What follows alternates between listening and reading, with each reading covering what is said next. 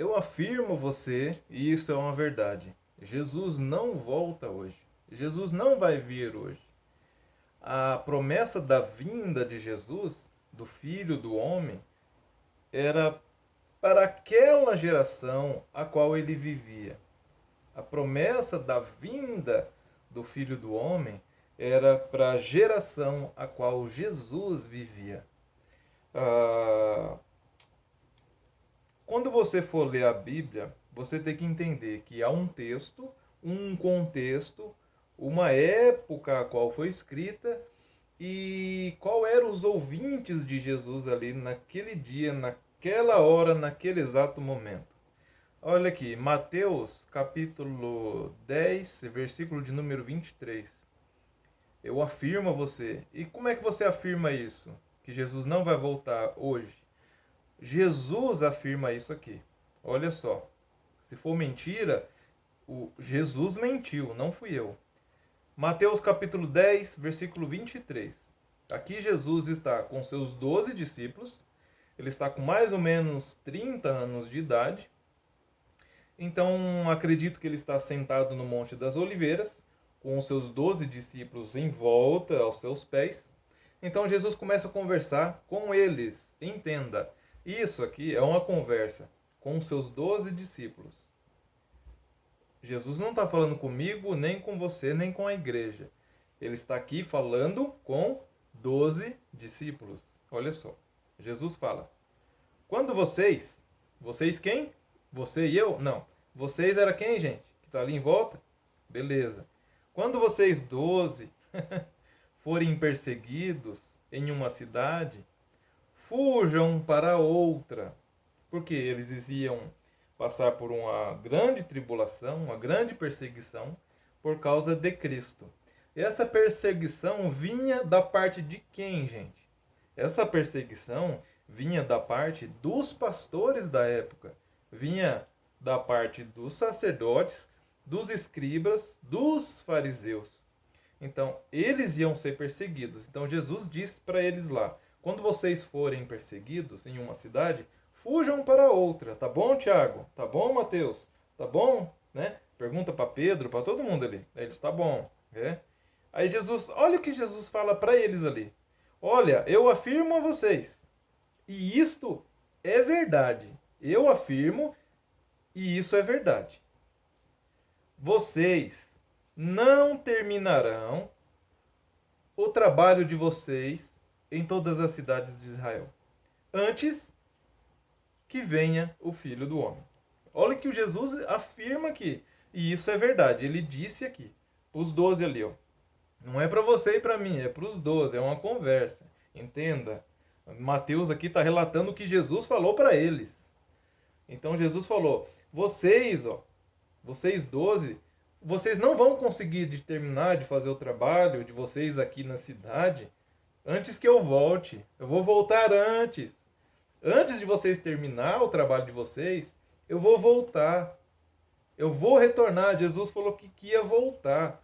Então, aqui ele afirma e ele diz que é verdade, gente. Então, por isso que eu digo, Jesus afirma aqui na palavra que a vinda dele seria naquela geração. Era para aqueles dias, como o apóstolo Paulo fala em todas as suas cartas.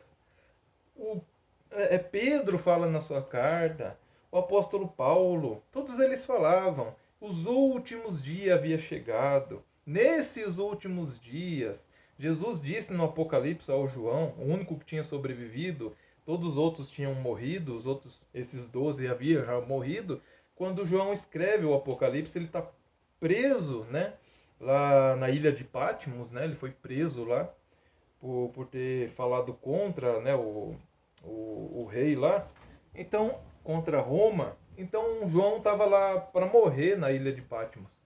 E ele fala, Jesus aparece a ele tem a revelação, ele fala do templo, ele fala que nesses últimos dias, todos eles falam que estavam vivendo os últimos dias, que era chegada a hora. Então, eles estavam dentro daquela geração. Eles estavam vivendo aquela geração da vinda Naqueles dias Jesus ia voltar. Olha só, Jesus fala isso que nós lemos aqui em Mateus. Ele está com 30 anos de idade, mais ou menos. Uma geração durava 40 anos. 40 anos uma geração. Então ele fala com 30. Se você for um pouco, colocar 30 mais 40 anos, que era uma geração, dava o ano 70. Isso dá exatamente quando o general Tito, com seu exército, invade Jerusalém, depois de ter cercado ela, como em Mateus capítulo 24, Jesus já tinha profetizado a eles, falado a eles o que ia acontecer. Quando eles vissem a cidade sendo cercada, é para eles fugir pelas montanhas. Então, no ano 70, isso realmente acontece. A cidade de Jerusalém foi cercada, eles passaram por uma grande tribulação.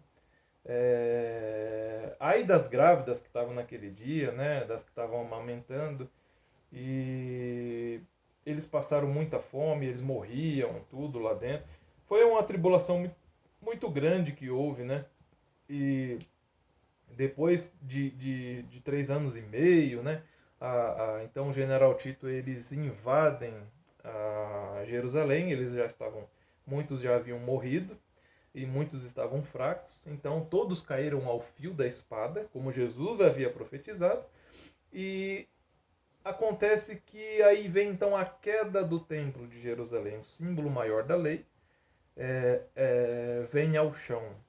Numa brincadeira com fogo, soldados ateiam fogo no templo, jogam um tição pela janela do templo, e lá o templo pega fogo. Então o ouro do templo derrete, eles quebram as pedras para tirar o ouro que havia entrado nas frestas. Então cumpre-se o que Jesus havia dito, que não ficaria pedra sobre pedra que não fosse derribada. Então, o fim de Jerusalém, o fim do mundo, né, que fala em Mateus 24, o fim do mundo era o fim de Jerusalém. Jesus fala em Mateus 24 que não passaria aquela geração. Então, como já falamos, de 30 até 70, 40 anos, uma geração. Não passaria aquela geração sem que tudo o que Jesus fala em Mateus 24 se cumprisse. E a vinda dele. Jesus, então, ele vem, naquele dia, naquele momento, ele toma para si, arrebata para si todos os seus escolhidos. Foi naquele exato momento. A vinda do Filho do Homem sobre as nuvens queria dizer Deus vir fazer juízo. Deus vir fazer juízo. Tanto que quando Jesus está falando com o sacerdote, ele fala ao sacerdote que ele ia ver o Filho do Homem vir sobre as nuvens.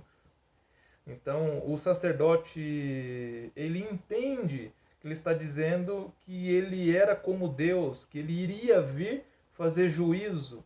Porque o sacerdote entendia que toda vez que falava vir sobre as nuvens, ou com as nuvens debaixo dos pés, ou Deus vir cavalgando numa nuvem, era Deus vir fazer juízo contra uma nação, tanto contra o Egito, ou outras nações, outros povos. Sempre foi escrito dessa maneira, essa figura de linguagem. Então, quando Jesus fala que eles veriam, o sacerdote estava lá para ver, ia ver quando ele viesse, sobre as nuvens. O sacerdote então rasga a sua roupa e diz: blasfemou. Quem vem sobre nuvens fazer castigo, fazer juízo, é Deus. Então você está dizendo que você é Deus? Né? Então, ali que o sacerdote fala que não precisa mais de provas, que era para matar Jesus, então, porque ele blasfemou, e a lei dizia que quem blasfemasse seria morto. Então, por que nós estamos fazendo aqui então? Se Jesus voltou naquele exato momento, no ano 70, nós estamos aqui cumprindo nossos dias, e assim que os nossos dias se cumprirem, chegar ao fim, nós estaremos diante de Deus, estaremos com Jesus, estaremos com Ele lá no céu, junto com Deus, junto com o Pai.